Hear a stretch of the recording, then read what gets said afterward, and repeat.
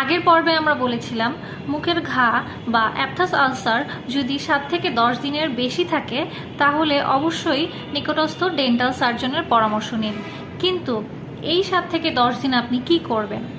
এই 7 থেকে 10 দিনের মধ্যে আপনি অবশ্যই খুব ঝাল বা টক খাবার এড়িয়ে চলুন, মুখ পরিষ্কার রাখুন এবং প্রয়োজনে ডাক্তারের পরামর্শ অনুযায়ী ওষুধ ব্যবহার করুন।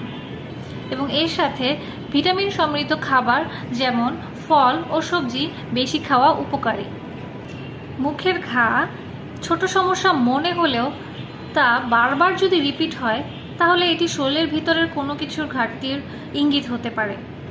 তাই এই সমস্যা অবহেলা না করে অবশ্যই সচেতন হন।